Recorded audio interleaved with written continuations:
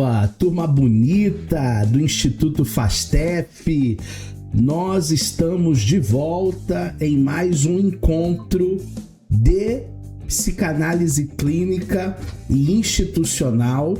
O meu nome é professor Eduardo Maciel, você já me conhece e eu espero que hoje, na continuação dessa aula, você alcance conhecimento avançado.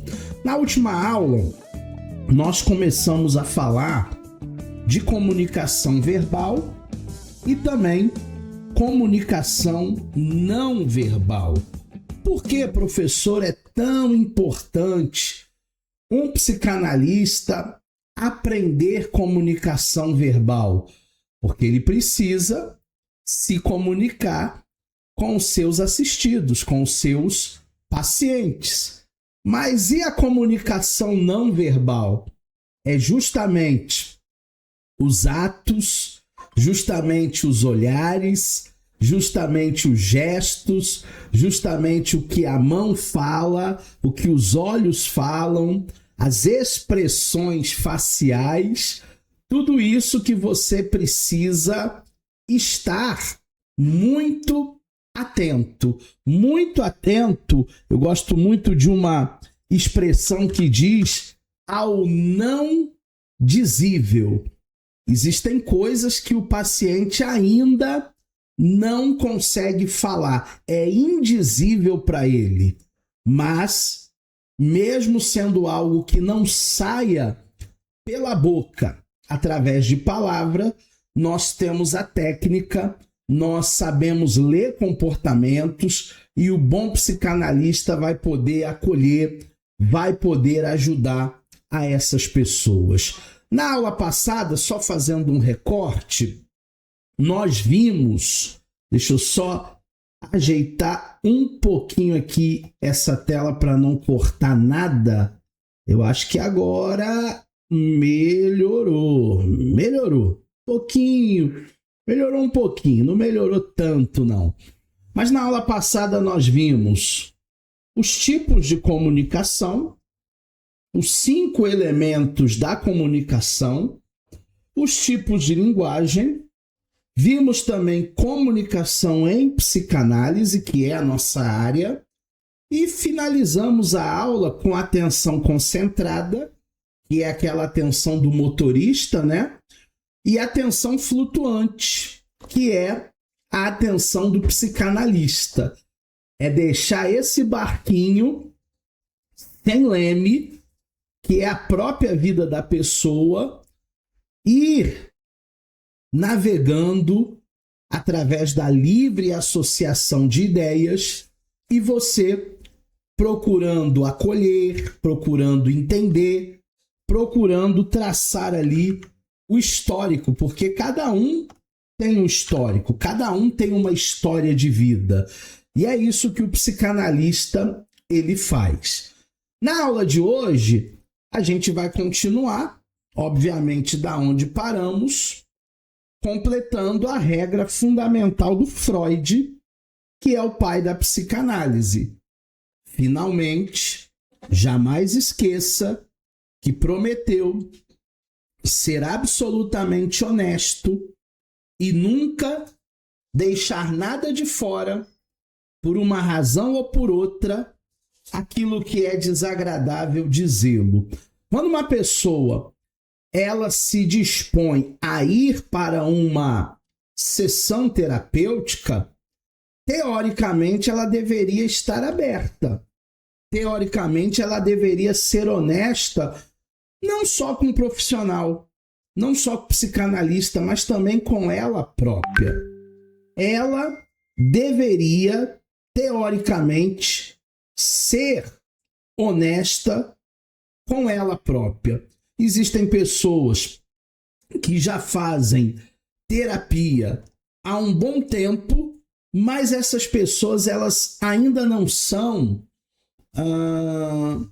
não é verdadeiras, né? Porque tem muita coisa no inconsciente que não é uma máscara no sentido de falsidade, mas existem pessoas que têm muita resistência. Esse é o termo certo. E não adianta você ir para uma terapia se você assim tem tantas resistências, se você não acredita de verdade que possa vencer, porque a terapia é justamente para você vencer, ter uma melhor qualidade de vida, se desenvolver como pessoa, se desenvolver como ser humano, porque dá para viver uma vida muito melhor.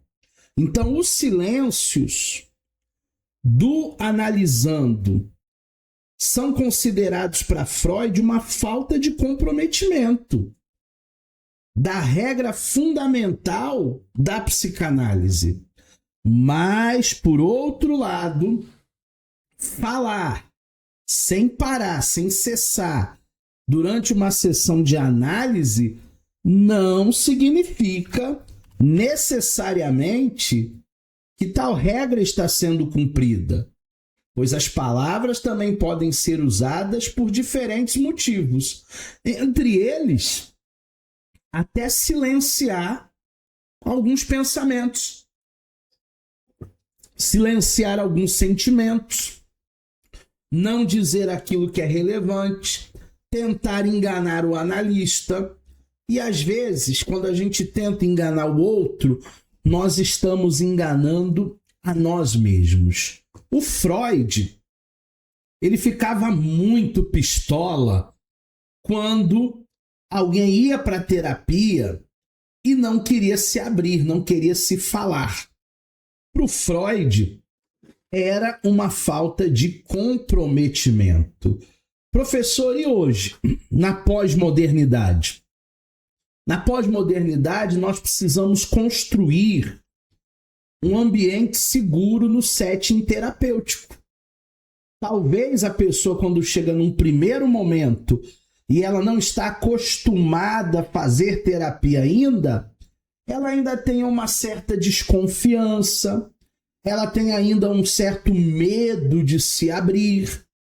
Para isso, é necessário, ao longo das sessões, eu e você, como bons analistas, indo construindo o que nós chamamos de transferência. Também não adianta a pessoa falar de maneira prolixa e não dizer nada, ou ficar com um discurso repetitivo da primeira à 10ª sessão, da 11ª à 20ª sessão, porque existem pessoas que são muito redundantes também, muito repetitivas. É como se ela estivesse ali chovendo no molhado. E essa não é a ideia daquela pessoa que quer crescer, desenvolver, evoluir. O próprio Freud, ele considerava o silêncio do analisando como uma resistência do processo terapêutico. Ele escreveu isso em 1913, no seu livro sobre o início do tratamento, nas páginas 180 e 181. Então, para ele era assim, falta de comprometimento do analisando. Era uma resistência de quem queria esconder coisas ou não queria mexer em determinados assuntos que provocaram muitas dores. Agora, existem coisas que vai ter que mexer.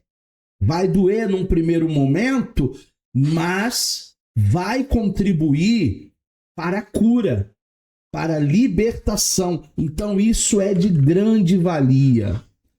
Pacientes que iniciaram o tratamento, assegurando-nos que não conseguiam pensar e dizer nada, uma forte resistência adiantou-se a fim de defender a neurose.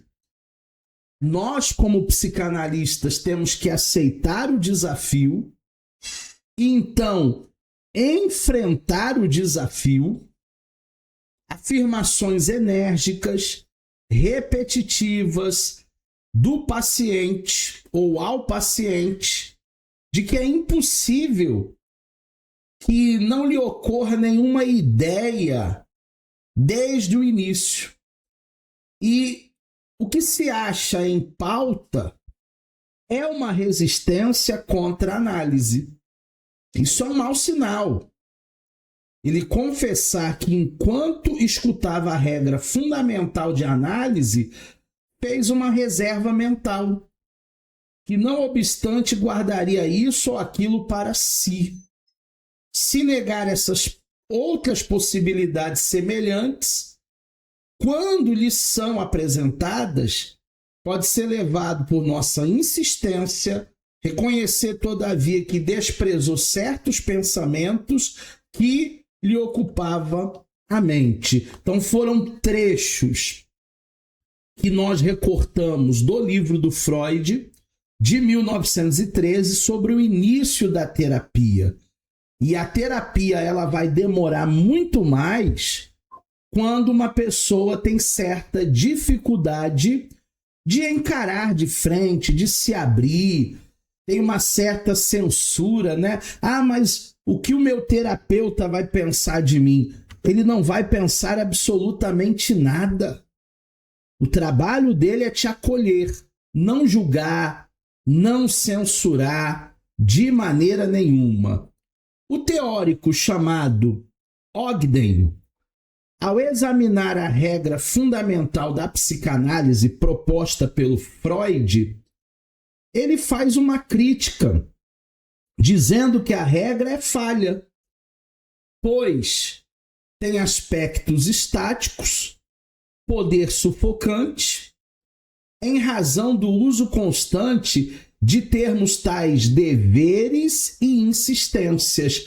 Para o Ogden, isso não funcionava, você ficar insistindo para a pessoa falar, ou a pessoa já ir para a terapia com uma obrigatoriedade de tocar em tal assunto, de falar em certo tema. Gente, o ser humano é subjetivo. O ser humano, ele não pode ser visto por um aspecto estático. As pessoas são diferentes, cada história é uma história, cada pessoa é um mundo. E se cada pessoa é um mundo com vários repertórios, resistências, nós sabemos que precisamos dar tempo a ela. Esse é o teórico Thomas Ogden. Ele tem 75 anos. É um psiquiatra, é um psicanalista, é um escritor de livros de psicanálise, de livros de ficção, e atualmente ele trabalha em São Francisco, lá na Califórnia. O Ogden diz ainda que, diante de dizer tudo, surge o risco de desenvolverem dois tipos de diálogo.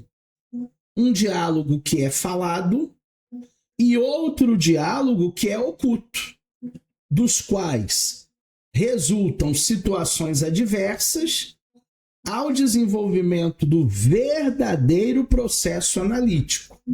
Então, assim, ele propõe uma mudança na regra fundamental do Freud, porque eu acho que a gente não chegou a esse estágio de dizer tudo.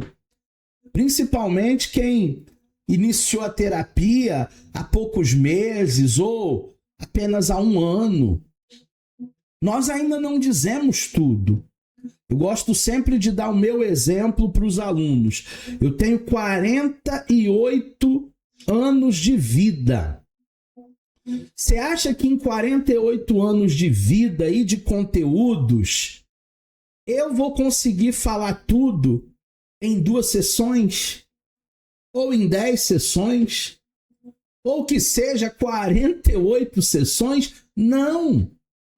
São muitos conteúdos, são muitas facetas, são muitas coisas que aconteceram na minha vida desde a infância e que eu tenho que entender que ainda não chegou o momento de falar absolutamente tudo. Não porque eu ainda tenho reservas, mas porque o discurso ele pode ser um falado e outro oculto. É preciso verdadeiramente nós entendermos que terapia é para a vida.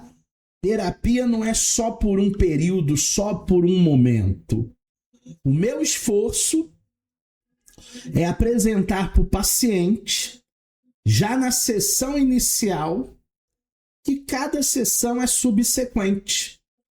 A natureza de um diálogo psicanalítico, o qual se caracteriza pela combinação de qualidades que o analisando não terá encontrado em nenhum outro lugar, uma vez que o diálogo analítico é diferente de qualquer outra forma de discurso humano, quanto fazê-lo de maneira tal, isso não se anuncie como uma técnica, segundo Thomas Ogden. Então, o nosso esforço aqui, já desde o início, é dizer para o paciente que ele não vai conseguir falar tudo numa sessão. E tem pessoas que querem até falar rápido para aproveitar aquela meia hora, para aproveitar aqueles 40 minutos e dana em falar e fala, igual locutor de futebol de rádio. Mas nós não vamos conseguir dizer tudo, nem tenha essa pretensão. Uma outra coisa que nós também precisamos entender é que o discurso humano, ele não é igual o de todo mundo. O diálogo analítico, ele é um diálogo onde muitas vezes o paciente que acabou de sair da minha clínica não tem nada a ver com o paciente que chegou agora. Ah, mas a idade é parecida, o sexo é o mesmo, a vivência com os pais é muito semelhante, mas são pessoas ímpares, são indivíduos. O setting terapêutico é o lugar mais apropriado para a pessoa ser ouvida. Eu acho que eu contei na primeira aula que eu tinha um professor de fotografia, ele dizia para mim que tinha uma amiga que era psicóloga e quando ele estava com um problema, ele chamava a amiga para tomar uma cerveja num bar e ali era a terapia dele. Porque ele tomando uma, tomando duas, tomando três, ele conseguia expressar e falar tudo que ele estava sofrendo, tudo que ele estava sentindo. Gente, isso não é terapia. Pode ser qualquer outra coisa, pode ser até um paliativo, mas a terapia, ela acontece num setting terapêutico que é um lugar seguro, um lugar apropriado para isso. Para Ogden, parece ser antiético propor que o analisando diga tudo o que vem na sua mente, como Freud ele propunha, né? Comece a falar tudo o que vier à sua mente. Porque isso é ir contra a concepção do processo psicanalítico. Esse processo, para Ogden, é um interjogo da capacidade do devaneio e do analista e do analisando. Para Ogden, é um jogo de xadrez. Eu não sei se você já jogou xadrez, é um pouco diferente de dama. A Adriana tá dando boa noite a todos. Boa noite, Adriana. O xadrez ele é diferente, porque cada peça tem a sua função. Os peões que vão na frente, as torres que estão ao lado, os cavalos, os bispos, o rei e a rainha. E muitas vezes o jogo fica travado nesse interjogo porque um não quer se entregar e o outro não consegue dar o checkmate. Na psicanálise também existe isso. O Ogden, ele introduz a concepção do terceiro analítico, que cada um, tanto o analista como o analisando, tanto você como o teu paciente, participa de um estado analítico com subjetividades. Não é só o analisando que tem uma mente subjetiva, mas o analista também, dentro daquilo que ele está ouvindo, construindo, criando. Essa intersubjetividade é o terceiro analítico, é o intersubjetivo, sendo diferente a contribuição de ambos nesse interjogo.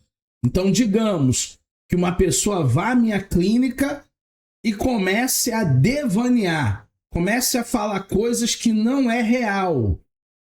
Eu vou embarcar na dela. Num primeiro momento, eu não vou saber, como analista, se ele está devaneando, se ele está inventando, se ele está fantasiando. Num primeiro momento, eu vou compreender como se fosse verdade.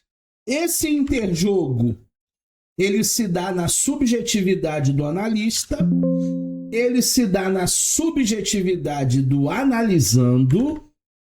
Juntando essas duas subjetividades, que nós temos? O terceiro analítico intersubjetivo. Já dizia alguém que toda história tem 3 lados, né? O meu lado, o seu lado e a verdade. Nesse caso, a verdade seria o interjogo.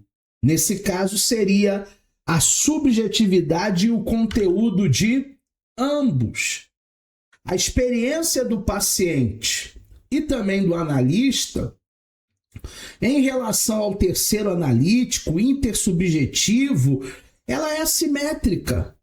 Não só quanto à forma pelo qual cada um colabora na construção e na elaboração.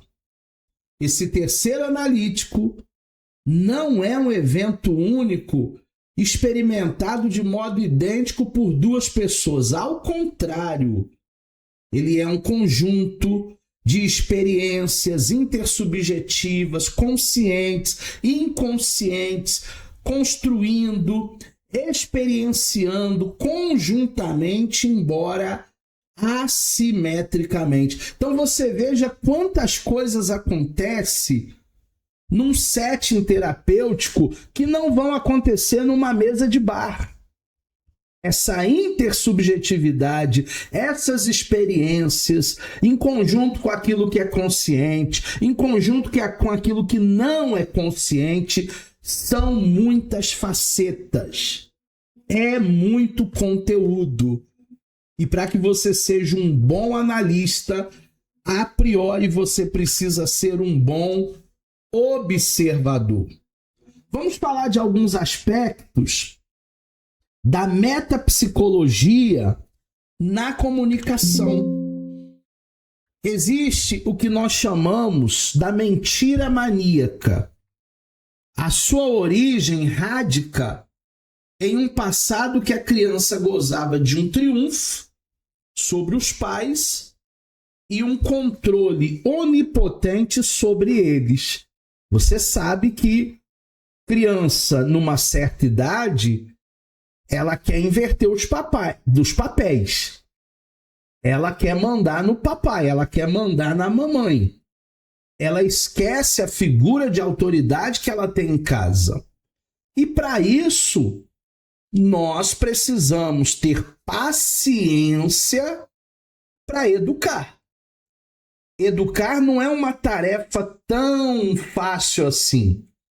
Eu até acredito que tem pessoas que não nasceram para ser mãe. Essa história de que toda mulher tem o sonho de ser mãe, eu não acredito. Nem todo mundo nasceu, tem aptidão para ser pai e mãe. Essa mentira maníaca ela vai se originar lá atrás, de uma criança que triunfava sobre os pais, que era uma espécie de super-homem, super-herói, e quando chega à vida adulta, não consegue enfrentar as dificuldades do dia a dia e elas começam a inventar uma história que não é verídica. Como uma forma de perversão, existe uma mistura do real e do imaginário, que o sujeito cria histórias, vive até parcialmente nelas e que impôs-las aos demais como propósito de desvirtuar os papéis e o objetivo de cada um.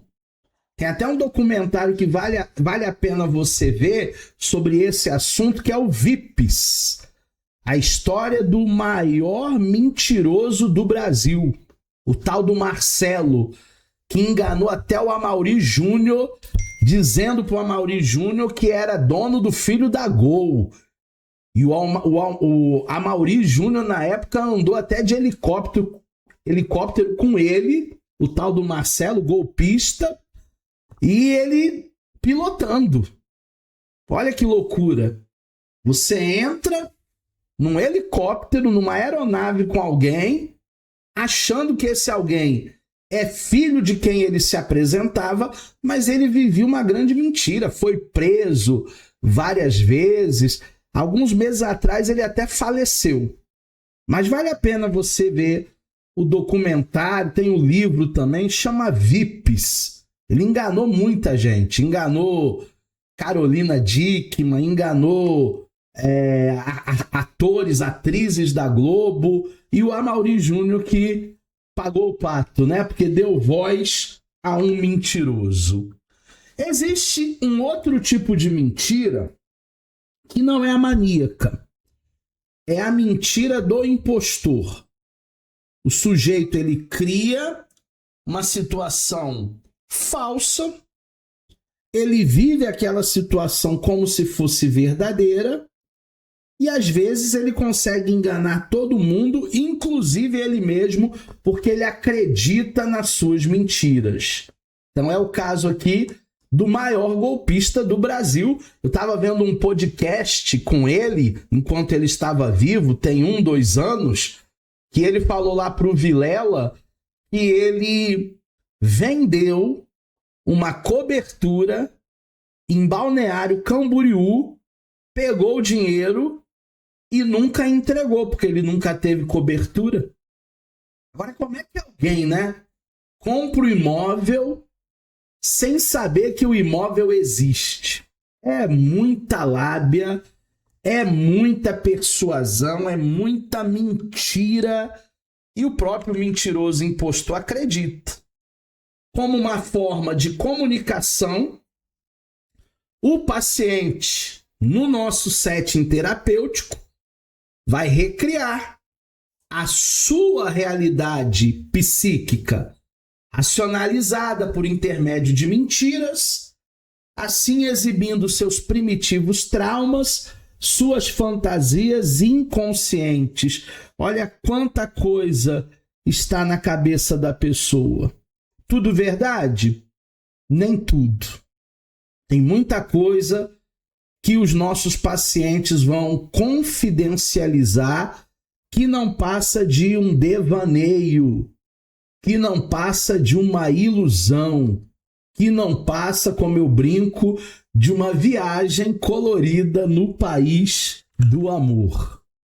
A mentira que é usada como uma forma de evitação, de tomar conhecimento das verdades penosas. E aí nós temos a representação aí do Pinóquio, que toda vez que ele mentia, o nariz crescia. Já imaginou se a síndrome do Pinóquio acontecesse na vida dos mentirosos de plantão? O nariz estaria muito maior do que esse aí. Porque, volto a dizer, existem pessoas que acreditam naquilo que contam, que não são verdades. Mas isso é uma maneira de evitar o sofrimento. Se o sofrimento da minha vida social, da minha conta bancária, faz com que eu sofra, então eu digo que eu sou um milionário, me visto como um milionário, alugo um carrão, alugo um avião, faço alguns vídeos e engano todo mundo. Todo mundo vai achar que eu sou aquilo que eu aparento ser. Existem muitas formas de silêncio que acompanham ou substituem a fala. Elas podem ser incluídas como manifestações paraverbal. No entanto, os silêncios, por terem uma dinâmica própria e uma expressiva relevância na prática analítica, merecem uma consideração à parte, porque o silêncio também é voz. Porque se fala muito através do silêncio. E nós estamos tão acostumados a uma vida com tantos estímulos sonoros que boa parte dos seres humanos não conseguem ficar em silêncio. O silêncio, para muita gente, é ensurdecedor. Eu me lembro uma vez que eu fui num cinema ver um filme, faz mais ou menos um ano e meio, e haviam algumas partes do filme que era um silêncio absoluto. Só apareciam as imagens, mas era silêncio total, não tinha nem música, nem trilha sonora. E eu vi que as pessoas dentro da sala de cinema, elas começaram a ficar incomodadas, porque até a respiração de alguém dava para ouvir.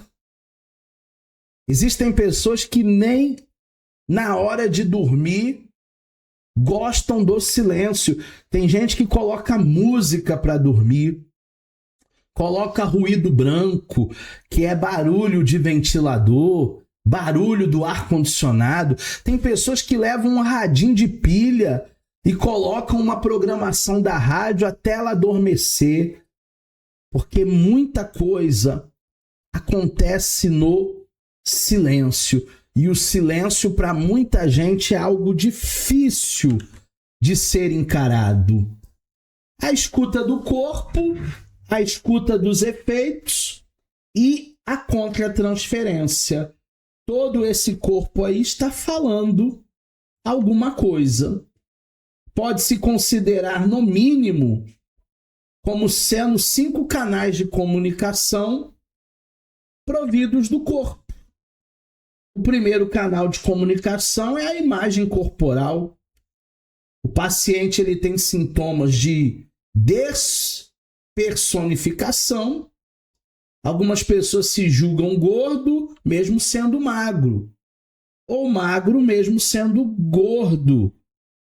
É o problema da anorexia, da bulimia.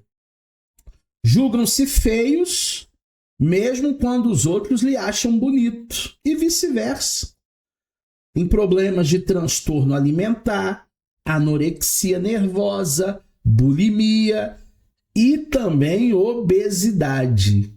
Então a imagem corporal, o layout da pessoa fala e muito. Muita coisa é dita através da nossa imagem corporal. Tudo em mim está falando alguma coisa. Essa boina que eu estou usando hoje, esse óculos, senão eu não enxergo vocês, esse blusão aqui, porque hoje está frio, deve estar aí uns 15, 13 graus. Tudo, absolutamente tudo, emite uma mensagem. O segundo canal são os cuidados corporais.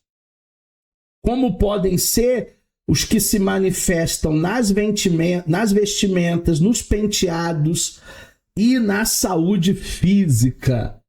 Interessante que o pessoal, na época de Copa do Mundo, começou a comparar a seleção brasileira antiga com a seleção brasileira dos últimos tempos.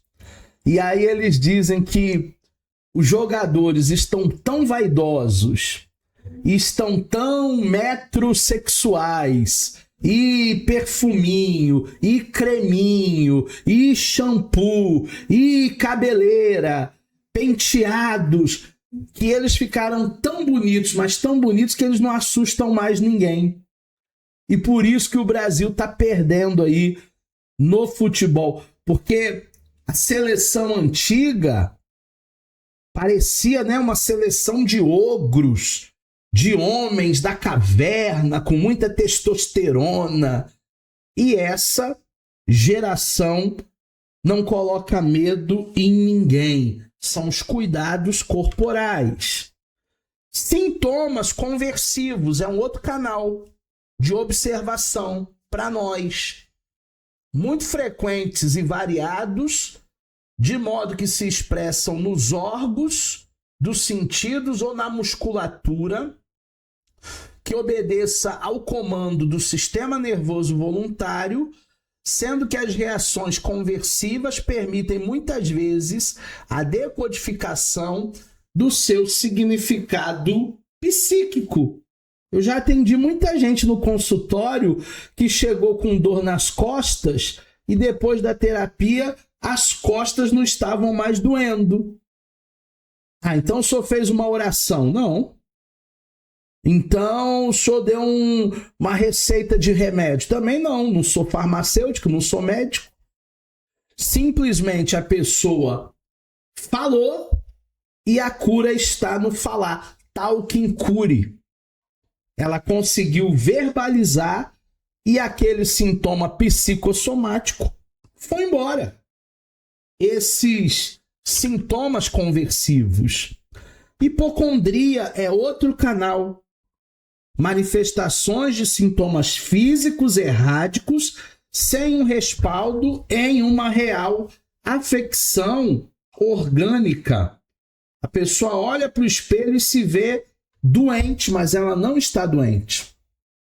Tem uma caixinha de remédio com tudo que você pode imaginar. O vizinho ele nem liga para a farmácia. O vizinho passa na casa dele primeiro. Porque ele tem tudo, de analgésico a amoxicilina. Tem tudo. Remédio de pressão, tarja preta. Isso é um canal hipocondríaco de que as coisas não estão bem. E o quinto canal são as somatizações, já num sentido mais estrito. Esse termo somatização alude uma confletiva psíquica que determina uma ação orgânica. Então, se eu queria falar algo com alguém e eu segurei a onda, engoli o sapinho, pode ser que amanhã de manhã eu acorde com dor de garganta. Ah, professor, dor de garganta é porque bebeu gelado. Nesse frio, não. Não bebi gelado, não saí no vento. É porque algo ficou entalado aqui, eu queria ter falado e não consegui. Engoli o sapinho. Mas vai aparecer depois lá no seu corpo. Um outro aspecto referente ao transtorno da comunicação, embora verbal, visa a não comunicação, que é o que diz respeito ao emprego de falsificações, mais particularmente do importante problema das mentiras, ou seja, meias-verdades. Falsificação, né? A falsificação nada mais é do que uma réplica. Quando você compra um tênis falsificado, é uma réplica. Quando você compra um celular falsificado, é uma réplica. Quando você compra uma camisa de time falsificada, é uma réplica. Pode parecer a verdadeira, mas não é. Esse é o problema particular das mentiras. Por uma linguagem metaverbal, entende-se aquela comunicação que opera simultaneamente entre dois níveis distintos, os quais esses níveis podem ser contraditórios. Eu digo sempre que quem fala a verdade pode esquecer. Porque se o assunto voltar à tona daqui 10 anos, como você falou a verdade mesmo, você vai confirmar. Agora, quem mente não pode esquecer. Se você mentiu e o assunto vier à tona daqui 1 mês, ai meu Deus, o que eu falei mesmo? Eu não lembro mais, porque eu inventei tudo. Então, quem mente não pode esquecer. Um exemplo banal disso pode ser o de uma pessoa que comunica algo com o verbo, mas ao mesmo tempo uma piscadela furtiva, anuladora, se comunicando com um terceiro, fazendo um código, e que nada do que está dizendo tem validade, que é uma mensagem, é uma outra oposta. Lembra antigamente que alguém, quando ia mentir, fazia uma figuinha? O Didi teve uma época nos Trapalhões que ele falava uma coisa e ele balançava o pé assim, ó. Porque as pessoas sabiam que aquilo que ele estava falando verbalmente não era verdadeiramente o que estava se passando.